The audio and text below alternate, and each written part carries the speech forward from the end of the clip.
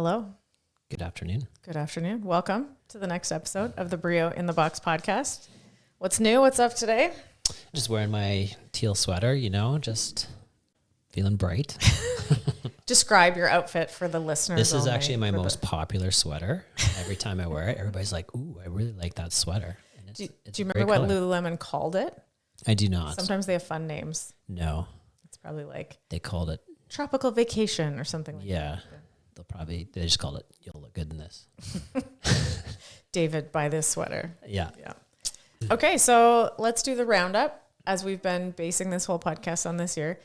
Questions from the community, from you guys, things that inspire good conversations. Mm-hmm. Someone asked you this recently. We're big snowboarders, big snowboard family, us, the kids. It's like the overlapping Venn diagram thing that we all like. Yep. We have had a season pass to Whistler the last bunch of years. We've been lucky enough to make it out to the mountains for lots of days. So someone said, hey, you like to shred. Snowboard season's coming up. That is not what someone said. But no, they didn't use the word shred. This is a little artistic interpretation, dramatic reenactment. Yeah. Do you do anything specific to prep for it? Mm-hmm. And I was like, oh, that's a good question. Yeah. Yeah. And the quick answer is no, we do not. One of CrossFit's main foundational things is we just want general physical preparedness, right? We just want to, whatever comes up in the real world, you're fit enough to do it. And so we've always just relied on our regular training to shred. And I think that whenever you do anything that you haven't done in a while, there's always going to be a little bit of, oh, this is a new movement, just like the first time you get your bike out after a winter, that first ride, you might feel a little soreness or whatever. Your butt hurts. Yeah. Same with snowboarding or skiing. I think the first little bit, for sure, you're gonna have some soreness, and that's totally fine. You know what? It's usually my feet in my boots, and there's nothing you can do to train for that. It's just like getting used to my boots again. Mm-hmm. But I think no matter what, that's going to happen, regardless of whether you do some sort of crazy specialized training program or not. I think that the best thing you can do is just train for everything.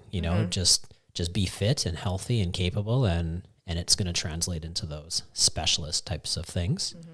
I told him basically that what we're doing now, we're tackling all the things. So there's nothing extra that I would recommend. As far as just, I'm going to go for a weekend and do a whole bunch of skiing, I think just doing CrossFit covers your bases. Mm-hmm. And even I'll go like devil's advocate against what you said there for a moment. One of the original things that Greg Glassman, the founder of CrossFit, one of the original groups of athletes he was working with was the women's downhill ski team. Mm-hmm. And he did some physical testing with them. He found their upper body strength really sucked. And he used CrossFit style training, and he got all the women pull-ups. And for some reason that made their times go down on the mountain. Like they got faster at downhill skiing by getting more pull-ups, which is like the opposite of what you would see in any kind of sport specialized training. And if you've watched my video I made on our take on team training, it's exactly that. What are all the things you're not doing on the mountain? And you need to be filling all those things with your strength and conditioning off the mountain in the gym. You don't need to overtrain more of the same movement patterns over and over again. You're already getting tons of training on that. You need to do all the moves and positions you're not doing in your sport. For sure. That's what the, GPP training program is. It's taking care of all of the basics, all the types of movements you're going to need in your day-to-day life. It's supposed to take care of those things. And when you do your specialized training, if you're a professional athlete, if you're looking for a GPP, a general physical preparedness program, the last thing you should be doing is more sport specific stuff. You should be doing training to like take care of all those weak areas, because generally when somebody gets hurt in a sport, they don't get hurt on the thing that they've been training. They get hurt on the thing they weren't training for, right? Mm-hmm. Somebody gets hit from the side and it takes out their knee because all they've ever done is like power cleans and sprints and whatever. They've never actually squatted or strengthened up their knees. There's tons of cases where something goes wrong in the sport and you get hurt doing that. But when you're doing the sport properly, everything's totally fine. Mm-hmm. Do you know what? That just made me think of a friend of ours that owns another CrossFit affiliate in a different part of Canada, coaches U17 volleyball. One of the girls on the team just suffered like a really tremendous knee injury. And he's like, I've only seen this happen a couple times before. And he's like, guess what? She's the worst deadlifter on the team. She's got the weakest deadlift. And he's like, the only other time I've seen a major knee injury like that, it was the same deal. Right. It's weak hamstrings, therefore weak knees. And, some jump or some move or some twist. And there just isn't that stability around the joint if you're weak at those basic human movement things like hinging and squatting and stuff. So fill the gaps. I think we should all start from a base of functional movements, and then we add in stuff that we need for our sport, but if you're only doing the sport specific stuff, I think you're missing the base of the pyramid. The entire pyramid? Yeah. You're missing the pyramid. Sport is only the little thing at the top. Yeah. You're missing weightlifting and throwing, gymnastics, metabolic conditioning, and nutrition. All of it. Yeah. Yeah. And then guess what? Your whole shit is weak. Yeah, no kidding. Yeah, weird. I will say over and over and over again, this has happened, that people will start CrossFit, do it for like a year, and then revisit, the ski or snowboard hill. And they always come back going, oh my God, I felt so much better. Usually the first day my legs are just trashed and I'm so sore. And they were like, I felt fine and I could go the whole day. I've heard that story like dozens of times now, that just regular CrossFit training makes them feel invincible on the mountain, which is awesome. I think you hit it on the nose that a lot of the problem is like, ski equipment especially, it's very uncomfortable. Like ski boots suck. They're super uncomfortable to be in for a long period of time. And then, I've found myself just holding positions, right? Let's say you're going down a run and it's just on a snowboard. It's a long toe side, straight, narrow run. You're holding like a calf extension for, minutes at a time. You're never going to do that in training. That's a weird, unnatural thing to do. So of course you're going to have some muscle burn, but I think it's like, by training everything, your body's ability to recover from that is okay. Now that I've gotten onto my heel side, I'm fine. Like I'm good to go. Yeah, you can process all that lactate quicker. Yeah. So yeah, looking forward to it. The last line of world-class fitness in 100 words. We talk about the first line all the time, which is eat meats, vegetables, nuts and seeds, some fruit, little starch, no sugar. But the last line is regularly learn and play new sports. And I think that was in there. Not so much about sports themselves, but that, hey, all this fitness that we build in the gym is so that you can go do other stuff. Get out of the gym. Go use your fitness for other things. Don't forget to go and play and have fun and do other things. Yeah. And if they're outside, even better. See how, see how good you are at all the cool stuff out there. So what have you been up to? You did a nutrition seminar recently. Yeah. So I was home last weekend. Thought I would spend some of my time and skills in our community. Stuff I do when I travel on the weekends and go pop into other CrossFit gyms and lecture on CrossFit and fitness and nutrition. Revisiting Nutrition 101, which is a course, a seminar I had put together and used to deliver in person semi-regularly. Put it into an online course format in 2021 so that people could access it whenever. And then I haven't done it in person in quite a number of years. So I was like, hey, I should do it in person again. Some updated info, and it's just nice to teach in front of people where you can ask questions and we can just interact. So yeah, got to do that last Saturday. Several people asked, hey, is it going to be recorded or available online? And yeah, it's been online on our website for 3 years. So Nutrition 101, I put it on the front page of the app in case anyone was struggling with where to find it. CrossFitBrio.com/nutrition is your hub for anything nutrition related that I've ever mentioned, books, recipes, other podcasts, our podcast, and then the course is on there. Anyone can take it. People have asked you, can I send it to like my aunt, friend, brother, whatever? Sure. Yep. Anybody can work their way through it. So it is available online. I've added and updated a few things. Yeah, I was going to say, so I've sat through this now a few times, and you added something new in that we talked about that was actually really shocking, but also good information. We talk a little bit about statistics, current health statistics. Yeah. And so we had, a good dozen or so people there in person, and then probably twice that number that were like, oh, I really wanted to come, but I had blah, blah, blah. Lots of people that couldn't make it in person, which is, it's a tough thing to find the time for sure. But it was a sort of state of the union of health of our society out there right now, because I feel like in a lot of ways, many people aren't acknowledging how bad it is. And I get accused of fear mongering, and I'm like, I think maybe you do need to be a bit afraid. I think we need to have our eyes fully open to just how bad things are. So I just pulled up some of the stats, and I opened the seminar by just reading some of the current health statistics. 89% of deaths in Canada are attributable to chronic disease. It's 91% in the US. It's 89% in Canada. Call it 9 out of 10 people that die of chronic disease. The big ones being diabetes, Alzheimer's, heart disease, and cancer. And it's funny because people go down to the States and they're always like appalled. They're like, oh man, it's so bad down there. Well, we're right there too. Canada's pretty much the same. Right up there. You go on Health Canada's website, and they say that 80% of cases of diabetes, Alzheimer's, and heart disease, and 40% of cancers can be ameliorated with diet and lifestyle factors alone.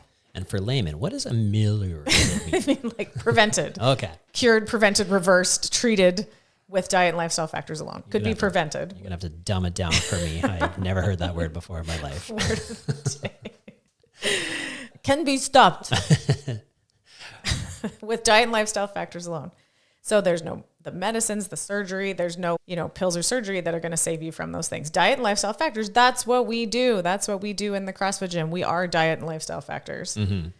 74% of adults now are overweight or obese. 74. Fully 3/4 of us. That's crazy. And 42% of those are obese. So, and do you know what the classification is of overweight versus obese? So generally at a population level, they're using BMI. So a BMI of 26 to 29.9 is overweight, and a BMI of 30 or above is obese.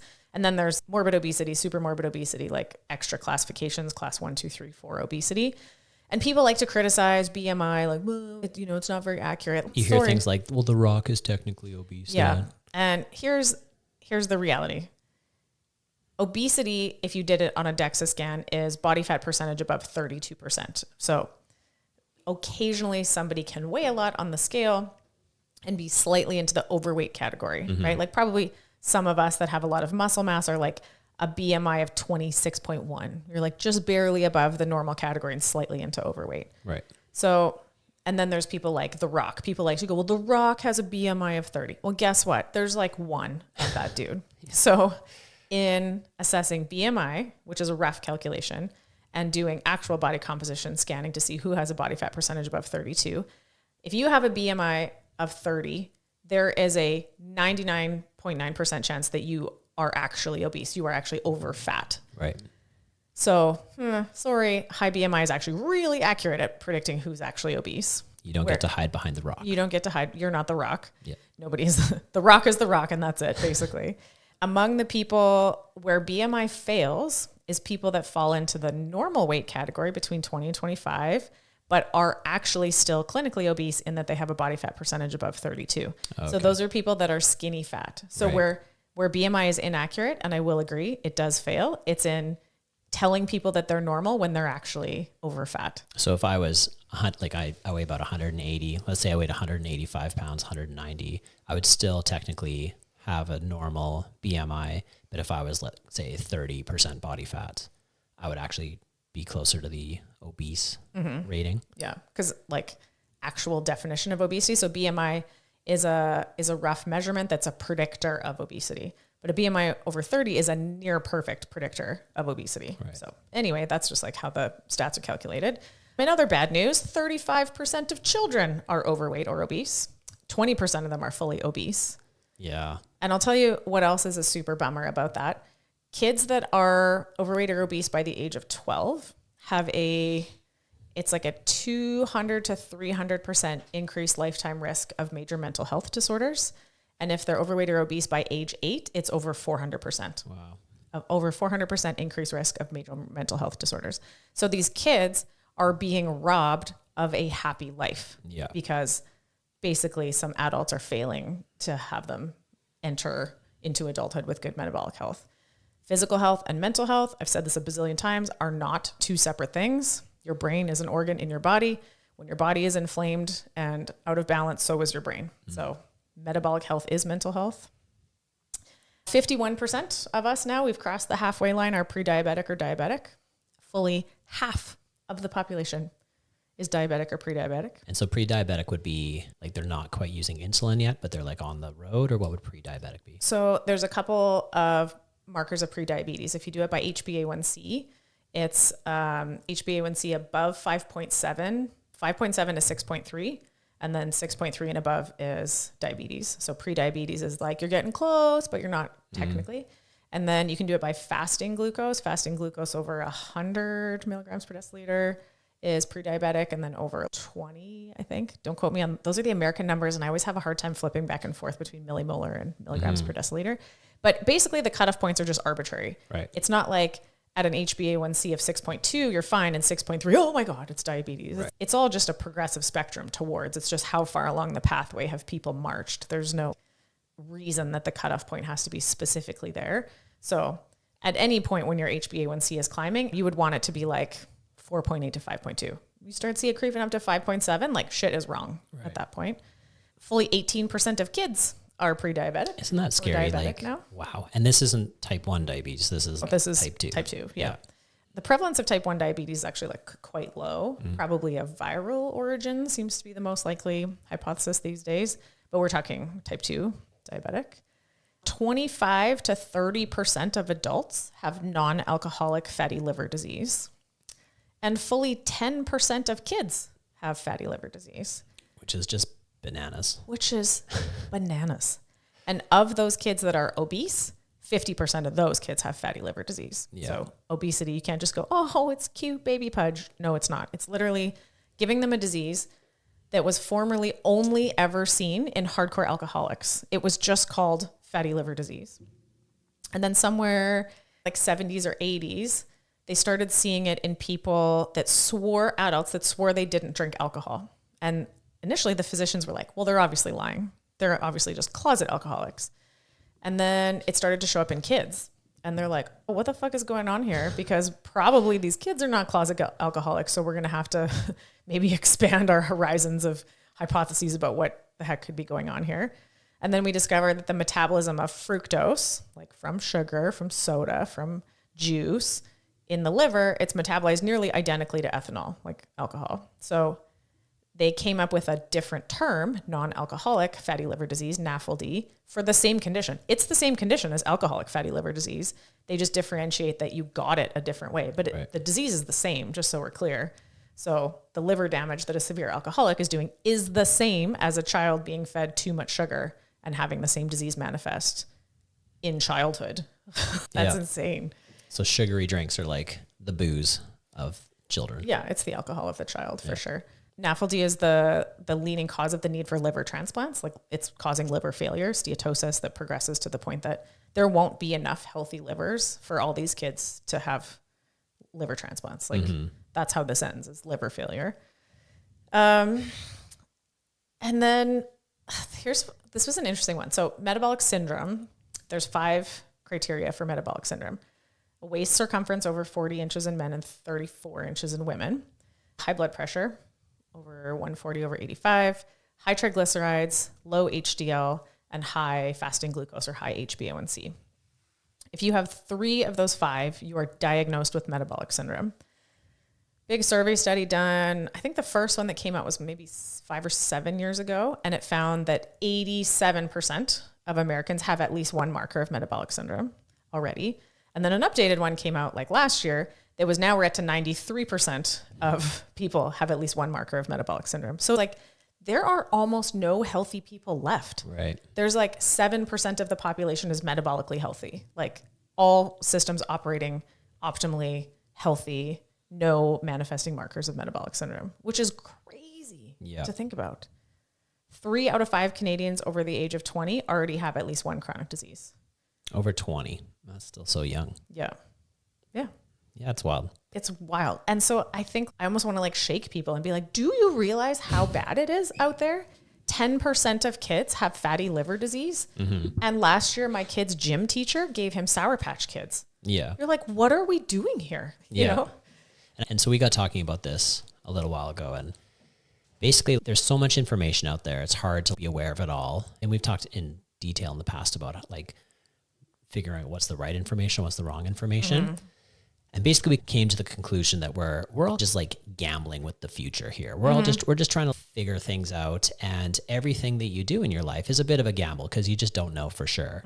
It's kind of like I like playing blackjack. So in blackjack, there are certain moves you're supposed to do based on the hand you have versus the hand the dealer has. So if the dealer has a 5 and you have a 14, you're supposed to stay because chances are the dealer has to hit. Chances are it's going to get a 10, it's going to bust, and you're going to win no matter what your hand is. But if the dealer has 10 showing and you have a 4, you're supposed to hit, because chances are the dealer has 20. And if you have 14, of course you're going to lose. So you'll have a higher likelihood of winning with anything other than a 14. So you hit. So even though you have the same hand, you're doing it different based on what the dealer has. So, but all of that being said, it's all just a gamble, right? Like you don't know for sure what's going to happen until basically the end. When you get to the end of your life, you're going to be like, okay, well, I'm 60 and I'm dying. So I made some bad decisions somewhere along the way. Or you might be 95 and be like, holy shit, I did pretty good. And, you know, I'm ready to go. So everything that we do is a bit of a gamble. And just like playing blackjack, it's not all luck. Much of it is luck, but there's also some understanding of the odds of when to hit and when to stay. And, you know, because you know what's most likely to happen, that if you hit on 20, that's stupid. Yeah. Does it pay out once in a while? And you're like, holy shit, I can't believe that worked. You're like, yeah. That's the guy that smokes 2 packs a day and lives to 95. And he's like, holy shit, I can't believe that worked, you know? Okay, so sometimes it works out. That doesn't mean that was a good move, you know? So yeah, we're all just like gambling with the future. Yeah. I'm taking a gamble that eating largely red meat, eggs, and butter is going to support good health for the long term. That's a gamble. And it's pretty, you know, opposite to mainstream nutrition dogma, maybe we'll call it. I'm taking a gamble that constantly varied functional movement executed at high intensity is going to support good long-term health for me. That's taking a gamble. People say CrossFit's dangerous. I don't know. Yeah. You know, we're all just like taking a gamble based on our best estimates of the odds. Yeah. And I think the best thing you can do for yourself is just be aware, you know, instead of just going and sitting at the table and throwing $100 down and be like, well, I don't know. Well, let's see what happens. Like you can learn a little bit about it going into it. So same with this, just be aware that, you know, you can be like, well, I think it's fine if I have a donut every day. And be like, okay, sure, you can gamble on that. Like that's your decision and you'll see how it pays off in the long run and maybe you're fine. Yeah. And cool, you beat the house, you know, like most people would say having a donut every single day is playing poorly. That's not a great decision. So yeah, I think just awareness, like being aware that there are going to be conditions to the decisions you make. Eventually something is going to rear its ugly head and you just have to be like prepared for that. And okay, so we're gambling with certain health-oriented practices. Many people seem to be operating as if the future doesn't exist. And they're just like, whatever, not thinking about the future at all, which to me seems like what they're actually doing is banking on the healthcare system being able to rescue them from their bad choices in the future, which if you just open your eyes and look around for a moment, doesn't seem like a good strategy because A, the healthcare system is tremendously overburdened. And then B, the treatment options available for chronic disease are just slowing down your eventual death. Like they have no cure for diabetes. They just have some medications. They can throw some sulfonylureas and metformin and insulin at it to just make you die slower, to just make you live long enough to get your toes cut off and go blind and go into kidney failure with your diabetes. That doesn't sound awesome to me. And that's so, you know, no one's coming to save you. Yeah. As far as I can tell. Yeah. And okay, the state of nutrition and health research and then the stats and the epidemiology, and people are arguing over about the quality of the data or the interpretation of the data or the publication of the data. And there's fraud and misconduct and everything left and right. So, well, we can look at that stuff and we can weigh the value of the evidence, but then also let's not lose sight of just look around at the people you know personally. Yeah. You know, a lot of people in the world, they're gambling on the statements, as long as I work out, I can eat whatever I want. Yeah. And that's a big gamble. And recently we were up north visiting Ryan, and we were working hard all weekend long. We were doing functional movements. We were like lifting heavy things and walking them around and moving boulders and basically helping them fix up a cabin. And this was like... We deadlifted a whole cabin together. Yeah, it was pretty sweet. It was the most authentic functional things you can do, right? Building shelter, right? That's such a like... Moving logs and boulders and like real caveman shit. Yeah, it was awesome. And we were up there, and there's a gentleman up there that's basically been up there for years. He's been up there forever. So he used to run a camp. Now he's much older, but his whole life was either like this camp or construction. And so his whole life he's been doing functional movements. You know, he's been using his body to accomplish tasks and, you know, deadlifting, squatting, carrying, worked hard, chopping wood, like all that stuff that goes into being up there in the wilderness. Yeah. So now how old is he? Like 72, something like that? Yeah, something like that. Not super old. So older guy, done with all those movements now, not out of choice, but just because he has to be. the guy can barely walk around anymore.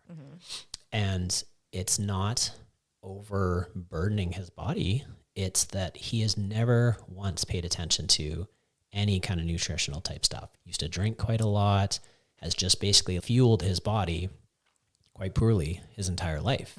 And now he's morbidly obese. He drives around on a little ATV thing because he's not going to walk anywhere, you know, just like struggles to move his body around. And he's not that old yet. Like 72 is not that old relative to some of the other people out there. And so it really made us realize that you can't out-train a bad diet. You just can't. You can't outwork. Even if you have a super busy, productive job, it's going to catch up with you eventually. I had this moment of thinking about that while I was like farmer carrying these 2 heavy things across the yard. I was like, I'm super glad I practice functional movements, so I'm useful in this weekend right now. And then I was like, man, this is like hard work all day, you know, deadlifting, squatting, carrying. This is an aside, but I did the most perfect Atlas stone lift with a literal boulder that we were moving from under this cabin, and got around it, got underneath it, lapped it, gripped it, stood up, walked it over to where it needed to go. I was like, fuck yeah, I feel so cool right now. But anyway, I was like, I feel like everybody knows that guy. Everybody knows a guy that worked hard. Yeah. Job site, farmer, whatever it is. They worked hard their whole life, but they just never paid attention to their nutrition.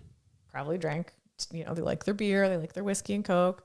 They never saw a cookie they didn't like, and now has all the things: abdominal obesity, type 2 diabetes, high blood pressure, deteriorating joints, you know, bad shoulders, bad knees, bad hips, all the things that go along with a pro-inflammatory way of living of alcohol and crappy food. And, you know, it doesn't even have to be like processed food, fast food. This would be like my grandpa. My grandma just baked cookies all the time and made pies, and you know, he put sugar on his cereal all the time, and just like dessert every day. Yeah, just crazy affection for the sweets and the bread and the, you know, just all the time. And then my grandpa had his first heart attack in his late 40s. He had the whole thing, had hip replacements, diabetes, eventually slid into dementia. And, you know, I feel like almost everybody knows that guy, can picture, oh yeah, that's my uncle, that's my grandpa, that's my whatever. And we've watched how it played out, the guy that tried to outwork a bad diet, and we see how that worked out. And it works out the same often enough that we all know that guy. Everybody can think of an example of that. Can you think of an exception to it? Maybe. For sure. You're like, oh, I knew this guy, he just ate like shit every day and he lived to 93. Cool, but that's not the norm. Yeah. Right? That's not the typical. And my mom and I had been talking about this. She's 72 now, and her cohort of the women her age in a couple different social situations she'd been in lately. And she was like, oh my God, like declining quality of life for these ladies, sliding into decrepitude. Decrepitude is just the loss of functional capacity that starts to limit your ability to live independently. You can't carry things, can't lift things, can't do stairs. You start to have to consider moving out of your house, going to assisted living. All of these ladies with just like health problems and bad joints and can't bend down to put their shoes on and wouldn't ever consider, you know, doing a burpee on purpose. Or, you know, one woman couldn't even come to the event they had because she was in so much pain, and they're talking about timing their pain meds and all this kind of stuff, you know, and that just early 70s doesn't sound that old, and it shouldn't be. You know, people aim to retire at 65. This is a stat I used when I did the grand rounds for the CrossFit Medical Society in August. Average life expectancy is 78 years old. Average years spent in good health is like 64. So people spend on average 14 years in poor health. Right. And they spend their retirement years in poor health. And people have all these dreams. I'm going to retire. I'm going to travel. I'm going to garden. I'm going to go hike Machu Picchu or like whatever. And with seemingly no regard for there will be functional capacities you will need to be able to live out those dreams. And instead, you're spending your retirement years in pain, getting joints replaced, getting your toes cut off from diabetes, you know, like all these things that's not how anybody pictures spending their last years of life. None of us want that. Yeah. I think it's super common. If you look around at the population and your family or your friends or whoever, the people that aren't putting the work in, it's starting to happen. You know, it's getting dark out there. And I think, yeah, like you said, it's such a mistake to focus in on that one person you heard about that did totally fine, smoking cigarettes and drinking scotch and eating garbage, and they lived to be 105. It's kind of like saying, well, this person won the lottery, so I'm just going to bank my retirement on me winning the lottery. Yeah, that one person did win the lottery and they're fine. They're good. But that's not the norm, and you can't count on that to take care of you. You know, if you don't make further plans than buying lottery tickets, you're going to end up in a world of trouble, most likely. Yeah. The statistics are against you. Yeah. I had posted I've been dabbling on Threads, the like Twitter equivalent on Instagram. And I posted just that thought that I was like, I feel like everybody knows a woman born in the 50s who in her 30s followed the health advice of the 1980s and ate low fat, low cal, avoided red meat and eggs, ate her whole grains, did aerobics, diligently followed the health advice doled out by the government guidelines and Oprah and Weight Watchers and, you know, media influences and all that kind of stuff. And now in her 70s has osteoporosis and no strength and declining mobility and is quickly sliding into decrepitude. And it didn't work out. Mm-hmm. Like we see how it played out. And that, I mean, I mostly post things on Threads that like nobody sees and gets no engagement whatsoever. But that one like touched a nerve with people. Right. And it took off as lots of likes and lots of comments, people going, oh, yep, that's me, or that was my mom, or that was my aunt. But then also a lot of people feeling the need to chime in to tell me about all the exceptions. And I was like, can't read what I said. I feel like everybody knows a woman like this. Not to say there are no other women that exist anywhere. Please tell me about all the exceptions. Yeah. This thing, but everyone was like, well, the lady that teaches my aerobics class is 80 and she followed a plant-based diet the whole time. So, cool. Good for her. I'm super happy for that lady. That's not what I'm talking about. Yeah. You know, I don't know. The internet's a funny place, right? It is. It's a little bit goofy to stay sane. So you have to just appreciate you and thanks for the engagement anytime you get crazy like comments on stuff. But my point there being, that thought certainly touched a nerve and a lot of people related to it. Yeah. In that, yeah, we are seeing, you know, for our generation, that's our moms and dads, and we're seeing how that played out for them. Mm-hmm. And I feel like anybody that's watched a loved one or lived alongside someone suffer the painful, slow, humiliating decline into chronic disease to the point that the eventual death is a relief, and we say things like, I'm so glad they're not suffering anymore, looks at that situation and goes, I will do anything in my power to avoid the same fate. Nobody wants that. And the closer you've lived to it and been exposed to it, the more people understand. Like it's a hell on earth if there is one, for sure. And so everything in your power, that's what we do. Welcome to BRIO. Everything in your power. It's like should be the new tagline. Like everything in your power to avoid that. That's what we're doing here. Functional movements, community, nutrition, you know, accountability. That's what we're doing. And it's interesting to be in a long-term affiliate now because, you know, we're getting on towards 20 years now. Mm-hmm. We're 16 years in. And so all of our people that started when they were in their 20s, 30s, and 40s are now getting towards their 40s, 50s, and 60s, right? Including us. I'm 46, you're 40. How old are you? I'm 41. Oh, man. Jeez. Wow, I'm going to need to trade you in for a new model pretty soon. I know. 46 is too old. I've got a lot of miles. But it's just an interesting thing to be a part of because now we're starting to see, okay, what is the trajectory around here? Like, where are we all headed?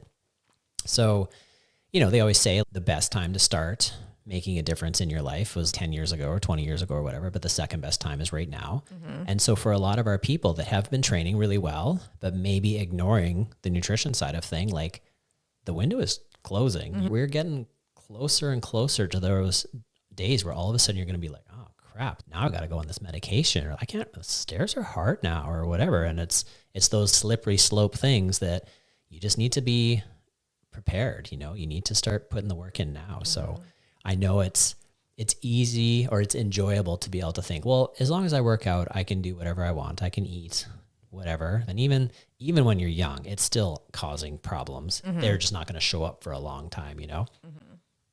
Yeah. And I think goes back to some of the stats I was reading right at the beginning. The reason all this stuff is so concerning when it shows up in kids is because there's a pretty known trajectory over a couple decades of the manifestation of chronic disease.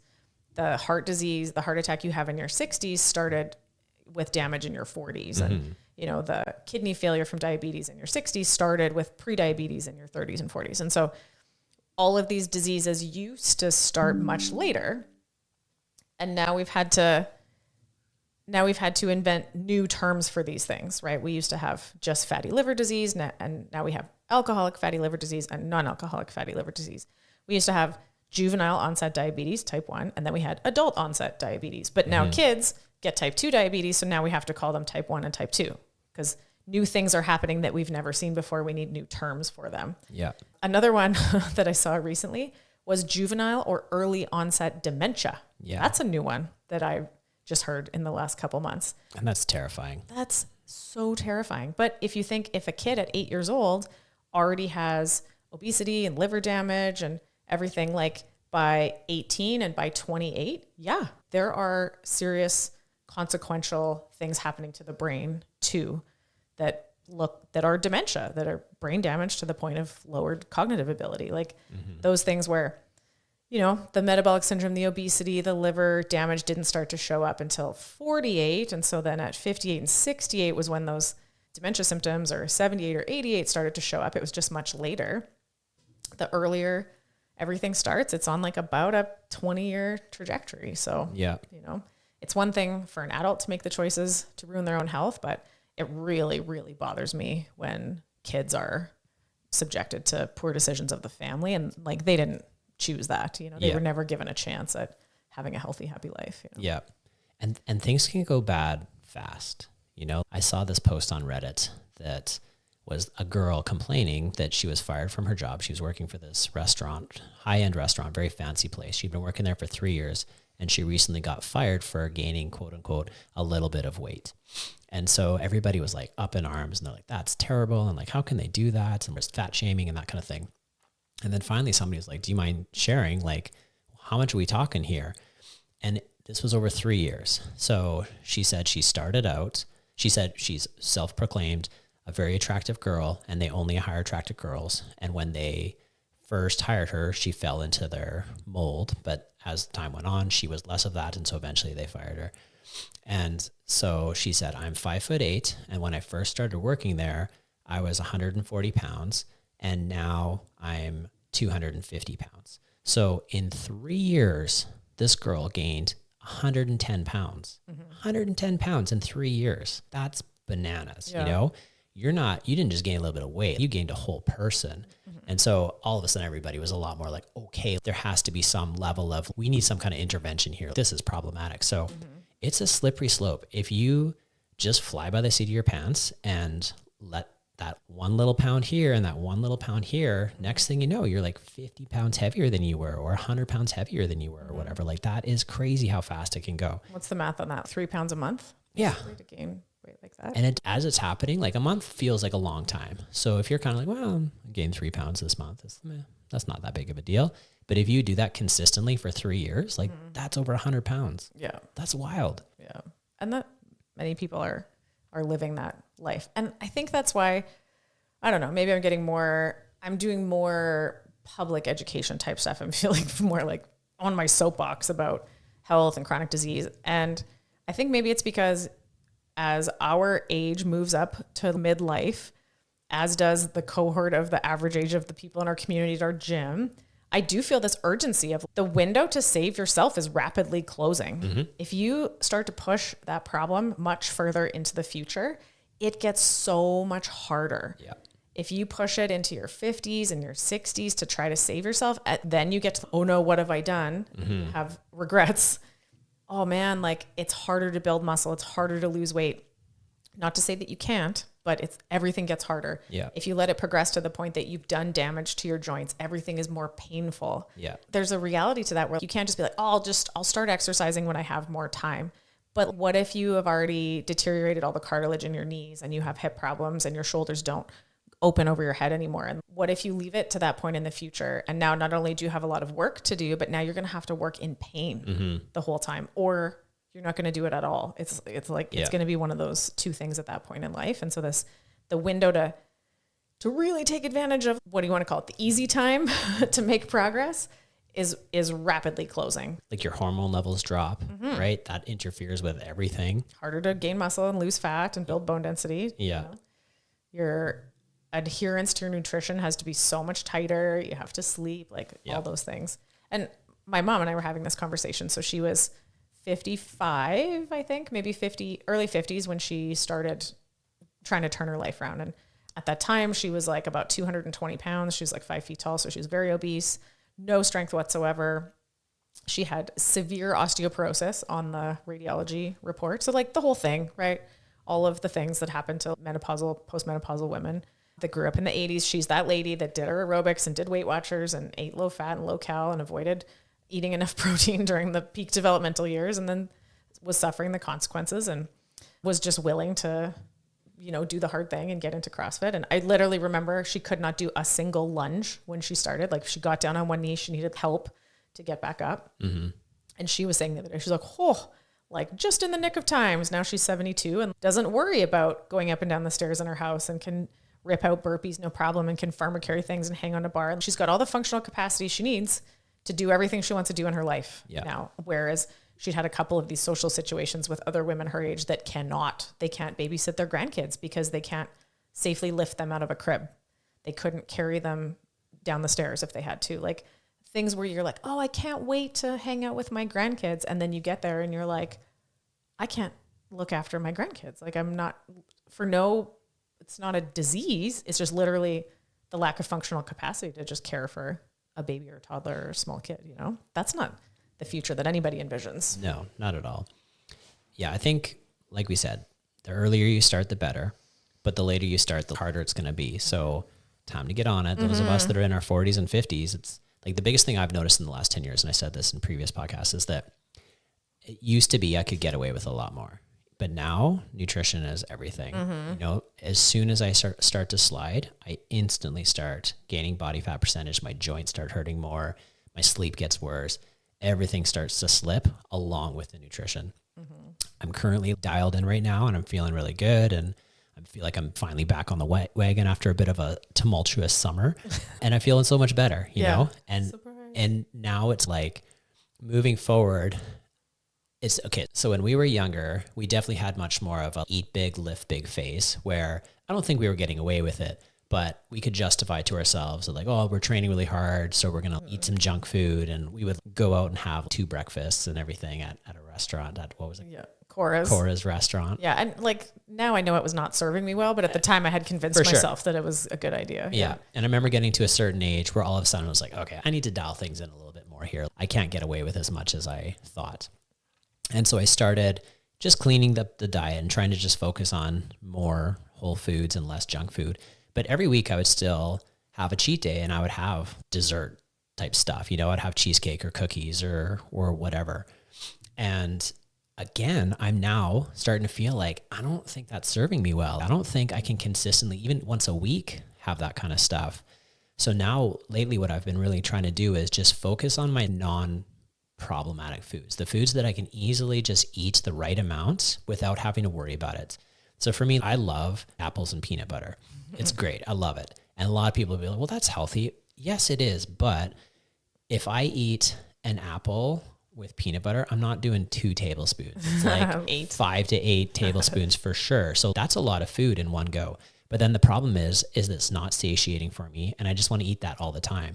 And so now if every day I'm eating an apple with 8 tablespoons of peanut butter, or if I'm having, rice, I love rice. And so I tend to eat more than I need to or more than I should. And so instead of making those chocolate bars and donuts and stuff my treat once in a while, I'm trying to make it those foods that I really enjoy, but struggle to manage the amount that I eat. I'm trying to make those my treats now, you know?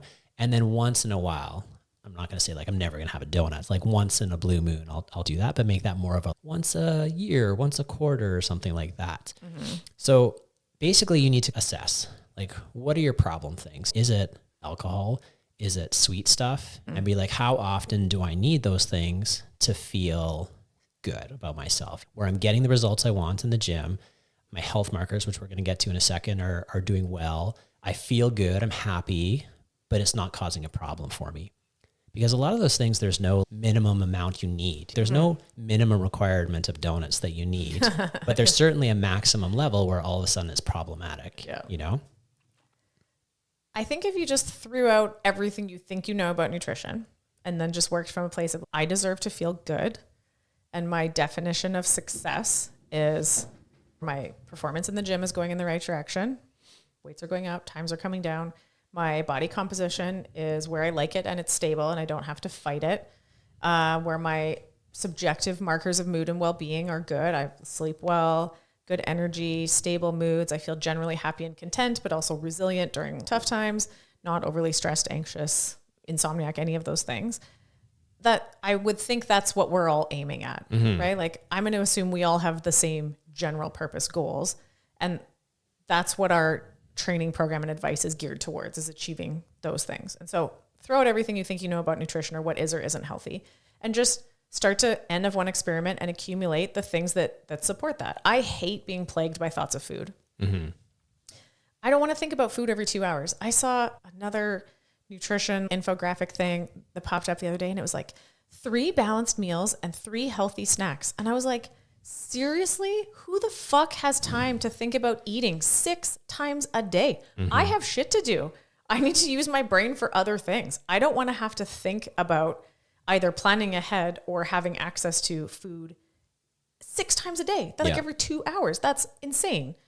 I was like, I like to eat 2, maybe 3 meals a day. And then what do I need to fill those meals with so that I'm satisfied for 5 to 6 hours before I'm even thinking about food again? Because I need to think about other things. Well, then, tinker and you find what has high satiety. Well, it's usually protein foods, eggs, meat, whatever. If I start to dabble in too much fruit, rice, potatoes, it just makes me more hungry. Yeah. Right? I enjoy those foods.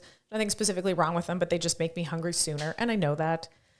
And then what makes my digestion feel good and my joints feel good? And there's a few things that I've figured out. Hey, I can't eat a lot of almonds and spinach. It makes my back hurt. You're like, maybe I can't eat nightshades like peppers and tomatoes. Maybe you can't eat gluten because, maybe you don't eat dairy or whatever. Like you're going to accumulate a bunch of things that you're like, oh, hey, this might, and this is why I don't like necessarily like healthy food. It's like, I don't even know what that means, right? Healthy food is anything that supports good health. Well, now we're just stuck in a weird circular logic. It's like, the right foods for you are the ones that support you looking, feeling, and performing your best. Yeah.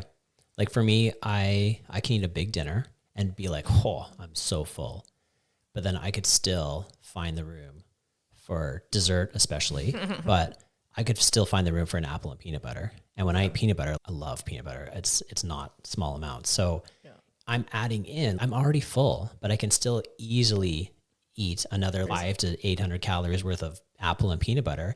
And then after I eat it, I don't feel more full. I feel just more like, that was delicious. I could totally go for more of that, right? More. And so you have to be aware of those types of foods. And if those are problematic foods for you, you can't just let yourself have them all the time. It can't be that you're always just doing whatever you want. I remember this podcast we were listening to, they were talking about like, you need to take care of your kids and be kind to your kids. It's like, well, what do kids want? They want to play video games and eat junk food. And if you're being kind by always giving them what they want, you're hurting them in the long run, right? You need to be kind to their future selves where, yes, right now you want a cookie, but future you is going to be mad at you when you're 5 pounds heavier because you're always eating cookies. So you need to be kind to your future self and plan ahead and be like, I know that I want this thing, but that doesn't mean I need to have it right now. Yeah. And the worse your condition or the loftier your goals, the more diligent you have to be in making those decisions. And so I think if you work from a place of you deserve to feel good. Yeah. And you deserve to have a healthy future. And then what are the actions and steps you need to put to give yourself that gift in the future? And all of the things we're doing right now, everything where we're testing and checking and health markers, it's a crystal ball. We're just trying to predict how well or poorly things are going to go in the future. That's what all your doctor numbers are. I posted a clip from the last podcast of me saying your deadlift is a biomarker of your health. It's a predictor of how well you're going to age. Another question from the community. One of my coworkers had messaged me to say, hey, I really all the health content and information that you put out there, which was like, thank you. I appreciate the compliment. And she was like, I really want to stay on top of my health markers moving into the future. What should I have checked? What should I be monitoring? And I was like, oh, awesome question. Everybody grab a pen, write this down. Yeah, well, here, and I'll just tell you the things I told her. The first most important doctor numbers, your blood markers that you'd want to know, would be your fasting insulin and your HSCRP, high sensitive C-reactive protein. See, you've already forgotten that. Write it down. So insulin, you'd want to know what your fasting insulin is. When you have not eaten, so fasting, blood tests usually are 8 to 12 hours of fasting overnight. Do you have insulin floating around in your blood even when you haven't eaten? A condition called hyperinsulinemia. Hyperinsulinemia is linked to all of those chronic diseases. That's the early canary in the coal mine that things are not going well. You'd want to check fasting insulin more so even than HbA1c that we already talked about, or even like fasting glucose doesn't tell you much at all, because you can have normal glucose for 10 years with high insulin in the background. High insulin for a decently long period of time will be keeping glucose under control, but it will be causing all kinds of damage. High insulin is associated with cardiovascular disease, Alzheimer's, cancer, like all kinds of problems. And fasting insulin isn't one they normally do, right? That's something you have to ask for. Yeah. Well, in my experience, yes. My doctor is awesome. She goes along with pretty much anything I ask for, and I asked for fasting insulin. And the first time I asked for it, she was like, "Oh, I don't think I've ever ordered that one before." Mm-hmm. And I was like, "I'm sorry, what?" So because they rely on the fasting glucose one, right? Well, okay. Fasting glucose is always included with blood work. That's just like a picture in time, a snapshot of how much glucose is in your blood right this second, right? Which you can do with a finger prick and a glucose monitor. It doesn't tell you much. It's just what's happening this minute. Mm-hmm. HbA1c, glycated hemoglobin, is a rough estimate of your glucose control over the last 90 to 120 days. So your hemoglobin, your red blood cells, live for about 3 to 4 months. Glycation is the fancy word of saying candy coated. What percentage of your red blood cells are candy coated, are glycated with sugar? The higher the percentage of them that are glycated with sugar, it's an indication that they've been exposed to more glucose in the time that they've been alive, or that they've been floating around in circulation. So the higher the percentage of glycated hemoglobin climbs, the more that indicates that your blood glucose has been running consistently high, which is not good. But like I said, with enough insulin, your body can keep glucose under control for many years. So you won't catch, by the time you have elevated HbA1c, you've had a fucked metabolism for easily 10 to 15 years. So if you're on top of fasting insulin, you can catch problems way sooner than if you just wait for HbA1c to rise. Right. So fasting insulin and hsCRP is a marker of inflammation. Chronic inflammation is linked to pretty much every chronic disease. It comes from stress, alcohol, seed oils, sugar, environmental toxins, all kinds of stuff can cause chronic inflammation. So you'd really want to know those two things. Insulin is the major harbinger of metabolic health. hsCRP, the major harbinger of inflammation. You'd want to make sure those two numbers are really like as low as possible. My fasting insulin always comes back as undetectable. It's really below detectable range or whatever. And same thing with my hsCRP. So you would want those basically non-existent. And then if you just get a complete set of blood work from your doctor, in the US, they have cool options to just go and pay out of pocket. Even the CrossFit Medical Society has you can get a whole complete blood panel done for $199 just privately. We don't have those options in Canada. You usually have to go through your doctor, and they'll do the typical things. They'll do blood lipids and a complete metabolic panel, a CBC, complete blood count of all of your white blood cells and immune function and diagnosis, all kinds of stuff. You could request vitamin D. In Canada, they've stopped doing vitamin D as a regular screening thing because it was just coming back that everyone was vitamin D deficient. And so we're just going to sweep that under. It's a more expensive test. So they've advised that they just don't test it anymore, which is silly to me. B12, I suppose you'd want to know, especially if you don't regularly eat meat or red meat. I don't know why you would do that to yourself, but you'd want to make sure. So there's a variety of things, iron, ferritin, thyroid hormones, other things you could have tested if you had specific concerns. But the big ones being inflammation or fasting insulin, hsCRP. I said it's probably worth getting a DEXA scan, which will give you bone density, and then also body composition, percentage of body fat. But bone density would be good to know. This person that contacted me is mid-40s, so similar age to me. At this age, you'd want to know that your bone density is solid. Right. Bone density score is given on a bell curve. So 0 would be average. +1 is 1 standard deviation above average. -1 is 1 standard deviation below average.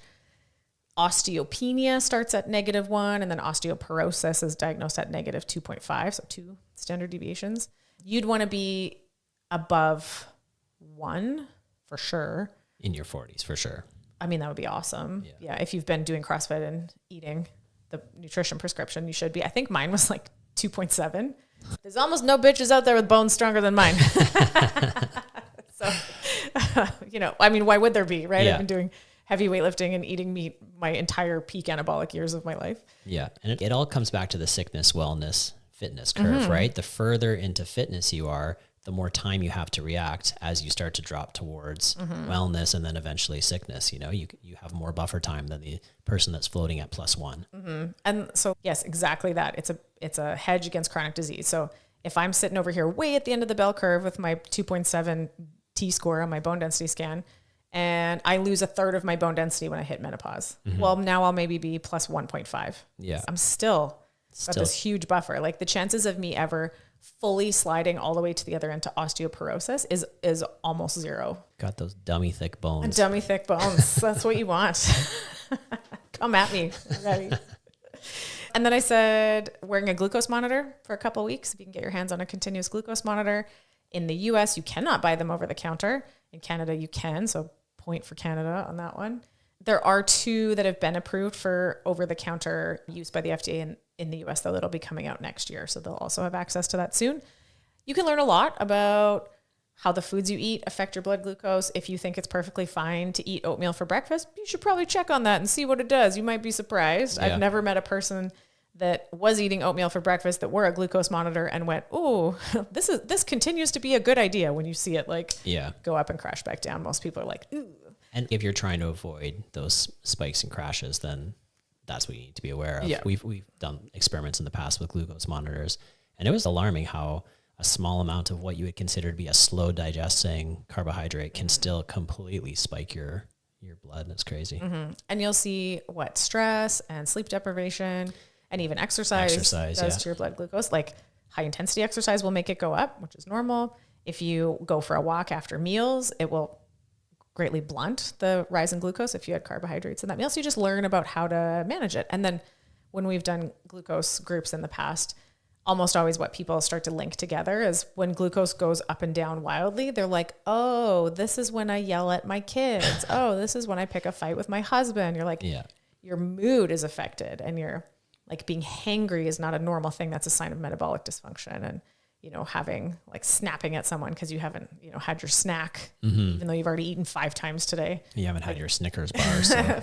Well, not even Snickers bar, your healthy snack of your apples and almonds that you're supposed to eat every 2 hours. The Snickers did that whole marketing campaign where you seem grumpy here. You're not have yourself. A Snickers bar. Thanks. I won't be grumpy. And then an hour later, I'll be grumpy again. Yeah. So, those are my major recommendations. Blood work, and probably if you're going to get insulin and HSCRP, you may as well just get the whole gamut done. Get a DEXA scan. I asked my family doctor here in Saskatoon for a bone density scan before I turned 40. So I would have been like 35 maybe. And she laughed at me and said no. So I went to Alberta. There was radiology clinics. I think I paid $60 to have one done privately there when late 30s, just to double check. I believe you can pay maybe $100 now to have a DEXA scan done at the university because they do have a DEXA machine. And I believe now they do have it open that you can pay just to go have one done. If not, you can go out of province next time you find yourself in Edmonton or whatever. You can hook yourself up with a clinic. At the time, I needed a note from my doctor to say that I was getting one, but she was like, "Yeah, sure. I don't care. I'll sign it." I was paying for it privately, so it was no big deal. And then glucose monitor, we found the best prices on them are Costco Pharmacy, the Freestyle Libre 2. The Libre 2 is the one that Blue automatically syncs to your phone. And pro tip with those, when you put them in, put a piece of physio tape or something over top of it because they get pulled out really easy. You can pull your shirt off and rip it out. And then you've just wasted that because you can't put them back in. You can't put them back in. I did that. I put one in the summer and then was pulling laundry out of the dryer and caught it on the edge of the dryer and ripped it out. I'd literally put it in a couple hours beforehand. Yeah. I was like, no, because they are somewhat pricey, about $90, which is worth the learning for a couple of weeks, but it sucks when you wreck it right away. Yeah. So be careful with them. So I think the big thing is save yourself. Yeah. Give yourself a better future. No one's in charge of that except for you. Ultimately, you have to make the decision. We want to point our ship away from decrepitude, not towards it. So it's a long journey, but that journey starts now. So what are we going to do to avoid it? And you have to take it seriously. Yeah. And look around you, keep your eyes open to the state of the world, the reality of how things are, understand that no one's coming to save you, that it's on you, and then help the people in your sphere of influence. Is If you can only protect your kids from chronic disease, do that. If you can help influence your brother or sister or your parents, and if you can influence other people, they'll get them in the lifeboat and save them too. Awesome. But if it ends up just you, then you are a better person here to serve the world in whatever is your way that you're here to make things better on earth. Yeah. Keep the questions coming. We'll continue to answer and discuss from our soapbox here in the closet. All right. Thanks for listening, and we'll see you guys next time.